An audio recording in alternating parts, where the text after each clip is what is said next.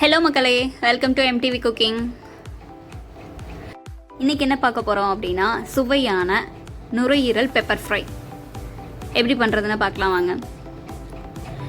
இது பண்ணுறதுக்கு ஒரு ஆட்டோட நுரையீரல் எடுத்திருக்கேன். அதை தண்ணி விட்டு மஞ்சத்தூள், சிறிதளவு கல்லுப்பு சேர்த்து நல்லா வாஷ் பண்ணி எடுத்துக்கோங்க.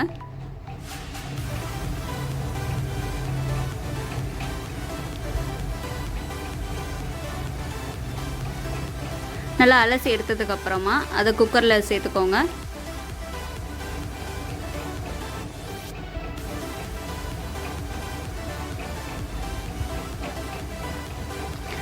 சேர்த்ததுக்கப்புறமா கொஞ்சம் மஞ்சத்தூள், அந்த மட்டன் வேக வரதுக்கு தேவையான உப்பு சேர்த்துக்கலாம்.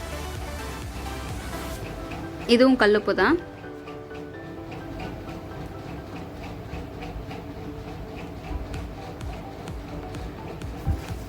அதுக்கப்புறமா மட்டன் வேகிறதுக்கான தண்ணி சேர்த்துக்கோங்க. நான் இதில் ஒரு செம்பு தண்ணி ஊற்றிருக்கேன். ஆனால் நீங்கள் அரை செம்பு ஊற்றினாலே போதும், அந்த மட்டன்லேருந்தே தண்ணி விடும்.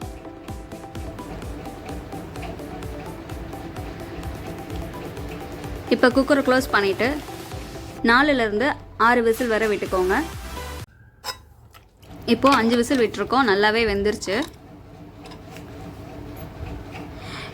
இப்போது பெப்பர் ஃப்ரை செய்கிறதுக்கு தேவையான வெங்காயம், பச்சை மிளகா, கருவேப்பிலை, மல்லித்தலை அண்ட் தக்காளி எடுத்துகிட்டு ஒரு கடாயில் எண்ணெய் ஊற்றிட்டு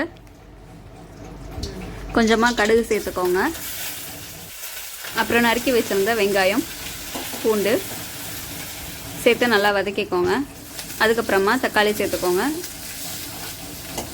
வெங்காயம் கண்ணாடி பதத்தில் வதங்கியிருந்தால் போதும்.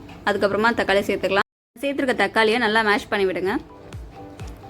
அதுக்கப்புறமா 1/2 ஸ்பூன் இஞ்சி பூண்டு விழுது, 1 ஸ்பூன் தனி மிளகாய்த்தூள், 2 ஸ்பூன் மல்லித்தூள் சேர்த்துக்கலாம்.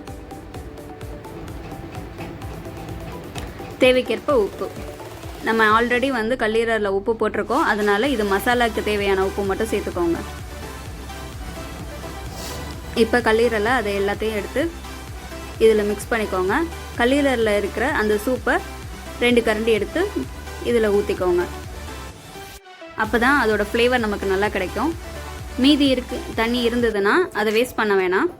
நீங்கள் மட்டன் குழம்பு செய்ய போகிறீங்கன்னா அதில் சேர்த்துக்கோங்க. இல்லைன்னா வெங்காயம் தக்காளி தாளித்து அதில் போட்டு சூப் மாதிரி நீங்கள் குடிக்கலாம். ரொம்பவே நல்லாயிருக்கும். இப்போது அந்த தண்ணியெல்லாம் நல்லா ட்ரை ஆனதுக்கப்புறம் 3 ஸ்பூன் மிளகு சேர்த்துக்கோங்க. இது நான் இடித்து வச்சுருந்த மிளகு. நீங்கள் மிளகு பொடியாக இருந்தாலும் அதை சேர்த்துக்கோங்க. இப்போ நல்லா கிளறி விட்டுருங்க. கிளறி விட்டு அடுப்பை ஆஃப் பண்ணிடுங்க. இப்போ மல்லித்தலை சேர்த்துக்கிறேன். சுவையான நுரையீரல் பெப்பர் ஃப்ரை ரெடி. சாப்பிட்றதுக்கே ரொம்ப டேஸ்டியாக இருந்தது. கண்டிப்பாக அதை வீட்டில் ட்ரை பண்ணி பார்த்துட்டு எப்படி இருந்ததுன்னு கமெண்ட் செக்ஷனில் சொல்லுங்கள். இந்த வீடியோ பிடிச்சிருக்கல, அப்போ லைக்கை தட்டி விட்டு நம்ம சேனலை சப்ஸ்கிரைப் பண்ணி கீழே இருக்க பெல் ஐக்கானை கிளிக் பண்ணிக்கோங்க. அப்போ தான் நம்ம போகிற வீடியோஸ்லாம் டான் வரும். டாட்டா, அடுத்த ரெசிபியில் பார்க்கலாம்.